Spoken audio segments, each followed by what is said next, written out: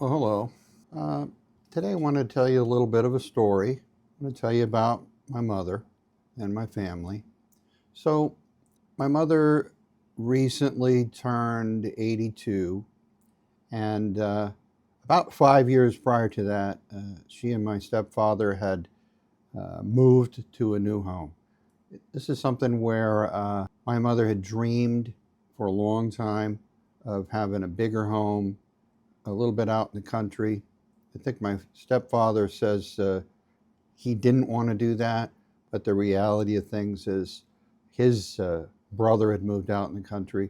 So they finally bought a home out in Michigan, out in the country. Got themselves a nice sized house, single story, on a good plot of land, maybe 10 acres or so. And it, excuse me, that is not 10 acres, probably 2 acres, 2.5, maybe 3. In any case, they moved to the country so they could enjoy their um, retirement years. And my mother came down with dementia. So it was a very gradual thing at first. She would be unable to remember certain words. She would forget things. I went to visit, and gradually things got worse. So I went to visit, and she couldn't even remember my name. She knew me. She knew I was her favorite son. There were two other sons, and there was recognition in her eye. But as she got older, things just didn't work as well. And she could still sit in front of the TV in a recliner. My father would sit in his recliner, and they would try to enjoy their shows. They would talk. My mother liked to watch a lot of political commentary. But the problem was she was slipping, and she was slipping in numerous ways. Physically, she began to deteriorate. She lost a lot of weight. She was never a big woman, but she lost a lot of weight. And she also lost her eyesight to a large degree. She found herself at a point to where, as a very independent woman, she could no longer drive because she was legally blind. I'm not quite sure how that worked out with her and my old man sitting around watching TV, but there you have it. Now, it did reach a point where she really couldn't even talk. She could still walk, maybe she could get up, she could make expressions, but she really couldn't talk very well. And she just gradually declined. Finally, she passed away this last December, and my wife and I flew out to Michigan. Fortunately, we had been out there maybe 3 months prior, had a good visit. She was in reasonably decent health, and we found a horrible situation. My mother had passed away. We came to try to assist. My father was, of course, destitute, very unhappy that she had passed, and he was pretty much lost. My brother, who's about 55 years old, lives with them, or he did live with them, and he tried to make sure that they took the right medicines, feed them, do their laundry, that sort of stuff. He did not have his own job separate from the house. Maybe there for a while he did. I think he worked in a factory as a Bridgeport operator for maybe a year and a half. But he had his own struggles, had some problems with alcohol, and he didn't handle the passing very well either. He had some young lady friend of his that he had in there that tried to take over. She was maybe 38, 40, something like that. That didn't work out too well either. So there was a lot of struggles that were going on there, and my family was really broadsided by this horrible thing. My children came also. My 3 children, who are now about 40, 37, and 34, almost 35, right in that area. And so they all participated and helped out. We managed to get everything set up, get the funeral, do the funeral mass, and get my mother placed in the VA cemetery, as my father was a Vietnam vet. So in any case, this was all a surprise for us. So for the first time in my life, I found myself seriously asking whether I might retire. Not for myself, but for someone else. So in this case, I was thinking I would help my father out, or my wife and I would both help my father out. So at what point does caring for an aging parent become our responsibility? Really, I mean, we worked all our lives, we're getting ready to retire, and now you're going to deal with something like this. So, I want to look at the retirement we plan versus the retirement we get. Most people imagine retirement, like this, like travel, have golf. A lot of people like to play golf. I'm not a big golf player, never developed it. I did play a little bit. Took my son out when he was young. A lot of people like to buy a big RV, at least in my generation they do, or they seem to have, go on RV adventures all over the country. That's really not for us. We've looked at that sort of a thing. It just doesn't seem to make sense. And then grandchildren. Everybody wants to spend some time with their grandchildren when they retire. It's an excellent thing to do. And just leisure. My wife and I like to sit around and play Boggle on the Netflix games. We like to play Scrabble. We like to watch shows together. That's all leisure time. And so these are the things that we have in our future planned that we might do. Sometimes life has other plans. So there can be unexpected events that occur. When you're looking at traveling along towards your retirement dream, illness sometimes creeps in. A lot of people have illnesses that they have to deal with. They wind up spending all their time going to doctor's appointments or waiting for doctors or waiting for operations or participating in those things. Other unexpected events could be death. It could be the death of a spouse. That's going to change your whole retirement horizon and scenario. It could be the death of a parent or a child. But a death certainly is an unexpected event that can change your course. Some folks wind up getting divorced. It's unfortunate. It happens. But that can also change your plans for retirement. And then similar to this situation I just described, there could be a family crisis. And this is, for me, a bit of a family crisis, although right now we're still waiting to see where things are going to go. And then you have aging parents. So my mother's passed away, but my stepfather's still there. He's got all kinds of heart problems. He has some mobility problems, but he gets around. He's still got a fairly clear mind. He repeats himself like a lot of older people do, but he's got a good, clear mind. Seems to think very well. But he is now 80 years old. So the retirement we receive is often very different from the retirement we imagined. Isn't that true? How much of retirement planning should focus on uncertainty rather than dreams? Let me know down below in the comments. Now, one of the other issues that has come up with my family, is my brother and his alcohol problems caused a further crisis, and that is he got a couple DUIs. The first one has been taken care of and done. The second one, apparently, he decided not to go to his return hearing, and a warrant was issued for his arrest. Eventually, they picked him up. It looked like it was about 18 months after his arrest for his second DUI. And so my brother and my wife and I generally communicate by text. It's the way of the world nowadays. Even though he's 55, I'm 65. text seemed to be the most effective and most common way of communicating with him. And so one day he just ceased responding.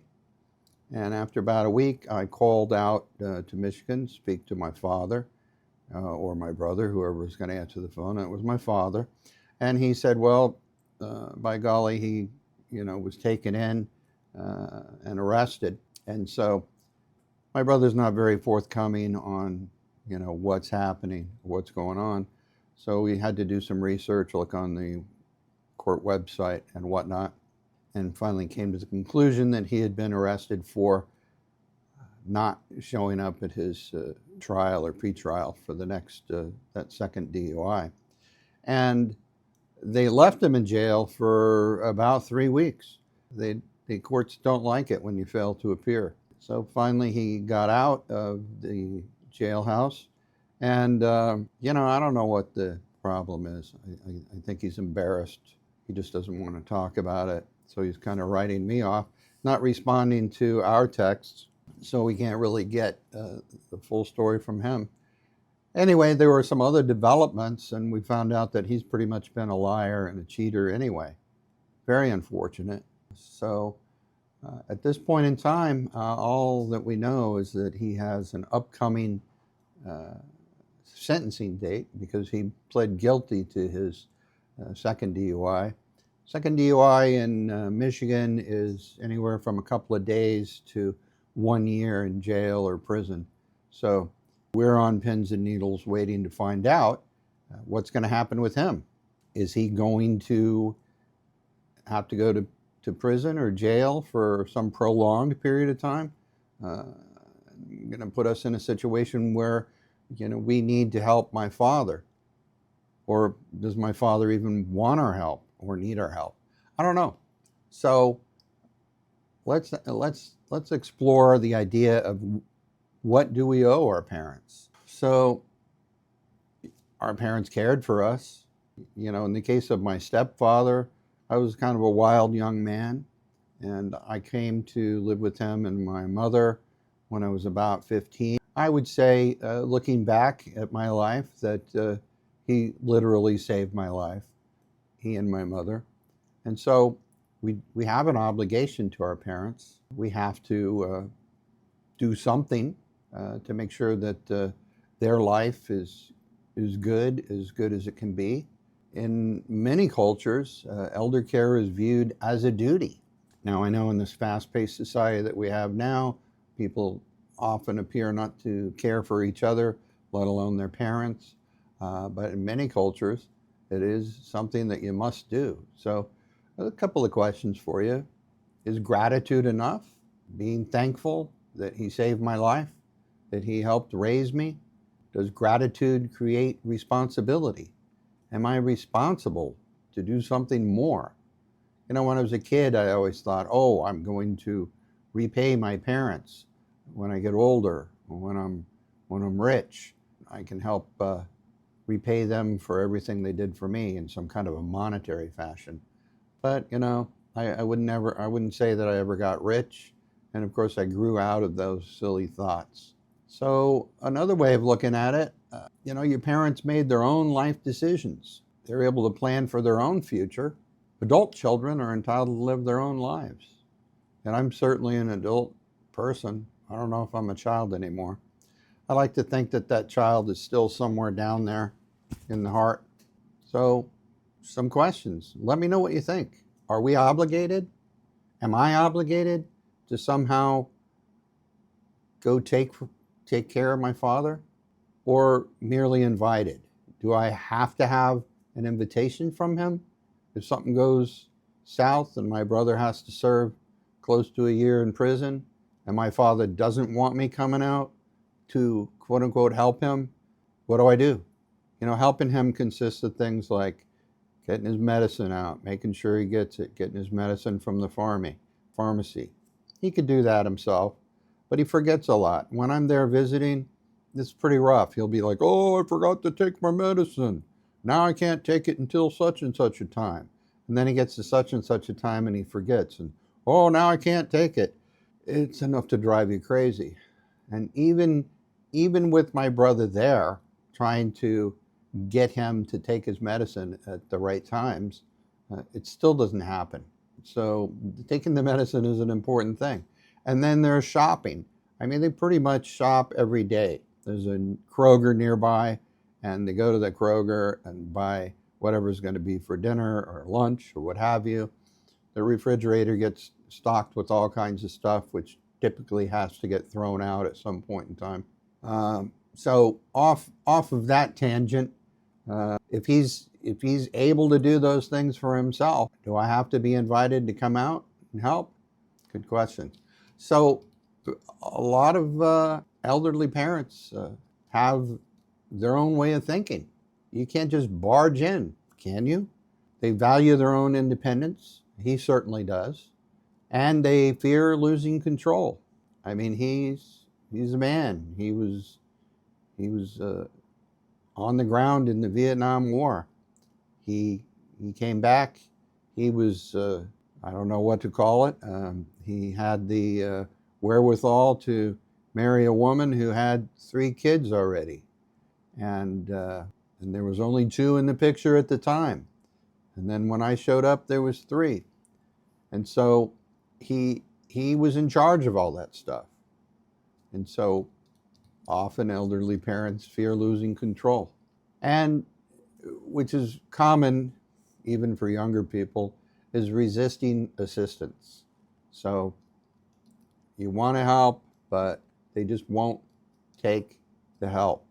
And so thus far, at this point, even though my brother has shown himself to be in a situation where things may not go right, my father's position is, I'm fine.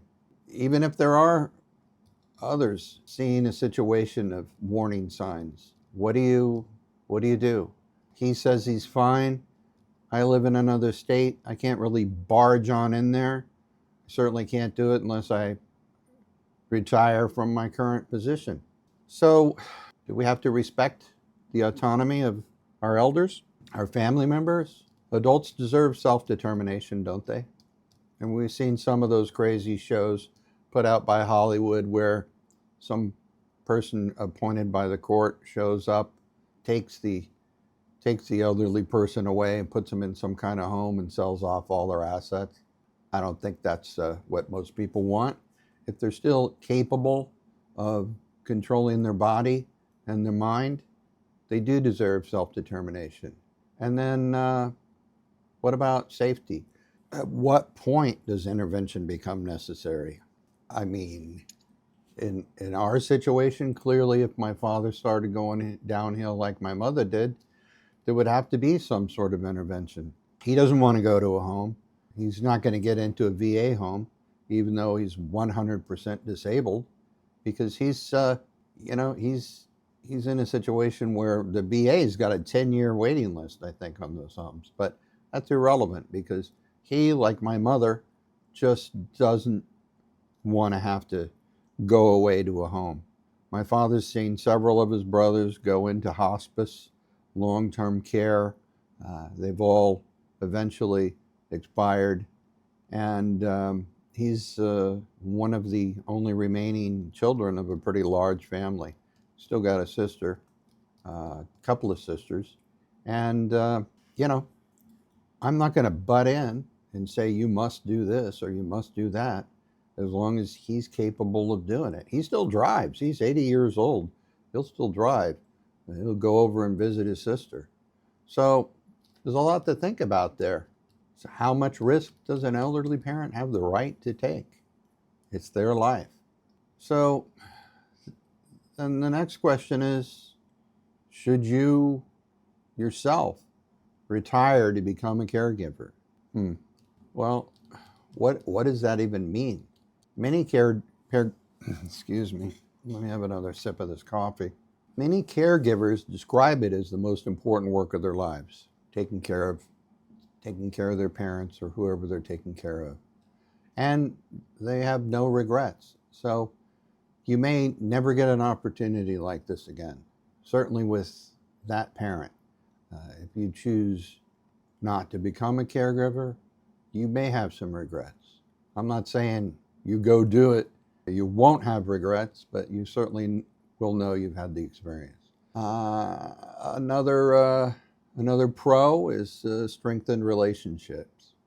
So you can have unexpected conversations with your loved one. My goodness, the last few trips we've taken to Michigan, my father has really unloaded a lot of very complicated stuff on me. Talked a lot about my mother and my mother's childhood and how rough she had it and some of the terrible things that happened. And these were all unexpected conversations that I never anticipated, but you got to listen to them. And those are things that you learn about your history and your family stories, things that happened in the past. You get to learn about what great uncle so-and-so did. I find when these people get older like this that they have a lot of stories that maybe they didn't want to tell you when you were younger, and then they start coming out. Other issues is spending this time with your parent in the end, or what seems to be the end, can help give you some sort of closure and can give you peace. So what sort of cons might you experience if you decide to become a caregiver like this? Well, there's certainly a financial impact. Typically, you're going to experience reduced income. Certainly in my case, if I were to terminate my job here, my position with the law firm that I currently work for, then I would have a reduced income. They have some pretty decent income that they pay. I mean, I'm always complaining it could be more, but it wouldn't be there anymore. Then you have to draw on your retirement savings. Might have to file for Social Security, something like that. So there's a financial impact there. And it may potentially delay your retirement goals. You know, if your goal was to get in that RV and go all over the place, if that was my goal and I had to retire to go take care of my father, I might have to get in that RV and drive from my current position out to Michigan, but then the RV would be stuck in his driveway there. So before those sorts of goals can be met, before those things can be done, you have to take care of the person that you're caregiving for. And there's also an issue of emotional exhaustion. Caregiver burnout is a real thing, and you could experience it yourself. There's marital impact. Your spouse might become affected. Your spouse might be dead set against you retiring to go take care of your father. Your spouse might say, hey, this isn't what I signed up for. That might bring you to some other situation. If you don't have a good, deep-seated relationship with your spouse, that could result in a divorce. Certainly another con is a loss of freedom. You're going to be in a situation where you're tied to your parent. In this case, I would be tied to my father in Michigan, in his home, where they get some pretty nasty weather. But I don't think I would ever stay there the whole time. I mean, my wife and I might tag team them. She could go out for a while, then I could go out for a while. We're still going to come back to our home in Michigan. You have to recharge your batteries. It can be a loss of freedom in the way that it becomes like another full-time job. Yeah, you can sit there and watch TV or do puzzles or do stuff on your phone or clean the house or do other projects, as long as your father or your mother, whoever you're taking care of, is okay. So here's a question for you. In this kind of a situation, are you retiring or are you simply changing jobs? I mean, that's the job that I do have, God bless it, is stimulating enough that I find it, valuable in many ways. I'm not so sure how stimulating the caregiver situation would be although there are a lot of pluses there. So let's talk now about the complication of dysfunctional families. So, we can work our hardest to make sure that we don't have drama in our family, in our direct family. My wife and I were pretty good avoiding the drama. But, as you go out, it's like the limbs of a tree. There are other folks in your extended family, and not every family moves or operates in a smooth manner. You have the grandchild that needs money for a car, and then they have some kind of a blowout trying to get the money, an emotional blowout. Then they get the car, and then they crash the car. I don't know. In my case, we have my wonderful 55-year-old brother who is supposed to be caring now for my father. I think he did a halfway decent job caring for my father and my mother. And now it's just my father. And now he's experiencing these alcohol-related issues. Supposedly he's on a shot that will keep him from drinking. But there's just a lot of negativity going on there. And he's a secret agent. So my wife and I and my family are here. We're happy and available to support my brother. But, he doesn't want any help either. He doesn't want anybody knowing his business. So sometimes siblings are unreliable. And that's him for me. I mean, he's not even responding to my texts. I find myself in a position where, if I call out there, my father doesn't have his own cell phone. He just has the phone in the house. He doesn't know how to listen to the messages, so he doesn't know if I've called. So he's only going to answer if I call at the right time. And then he'll call me maybe once every week or two. So I could be in a position where I don't even know what's going on. Like I might have to call out to Michigan and have a welfare check done. And that's not really something I want to do. You don't want the police knocking on your door saying, hey, how are you doing? Are you okay? So that's the problem with my brother who's supposed to be taking care of my father is that, communication with me really should be part of that care. And it's not. I feel that he's not doing a good job just for that reason. He's got this alcohol addiction. I don't know whether he's really doing this shot or not, whether he's actually stopping. And there are mental health issues that are out there. I mean, I'm not one here to be judging anybody. Things happen in people's lives. My brother's had a lot of horrible, nasty things happen in his life, and it's very difficult for him. And to this point in time, he has chosen not to engage the services of a professional mental health person. And I think it could do him wonders. I mean, he lost a baby boy when the baby was maybe less than 2 years old. And that was a horrible thing. And he still thinks about that. That's something that he hasn't properly dealt with. And so that affects everything else that's going on in the family. And then financial exploitation is a concern too. It's a concern here with my brother. He doesn't work. I don't know where he would have any money from. The only way he gets around is by driving my father's truck. And he doesn't seem to have a valid driver's license. He doesn't have his own insurance. My father has his insurance. I'm concerned that if something were to happen, is the insurance even going to cover, a drunk who lost their license? But my father is in a catch-22 sort of a situation where he allows it because he needs him, at least at this point in time. And then, I found out that my brother was using my dad's charge card to store his old Cadillac. It's not even a great Cadillac. It's something from the 90s.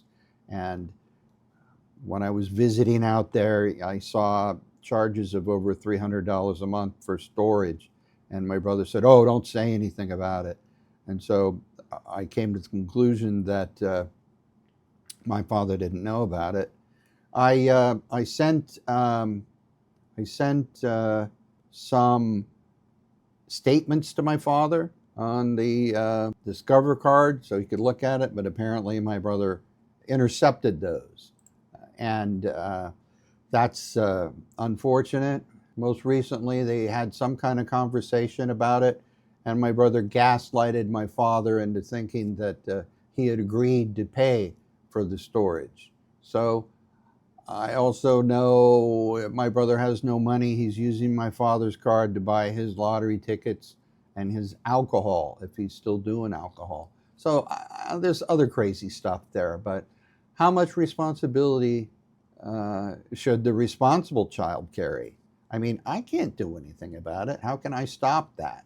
I tell them about it. It's just there.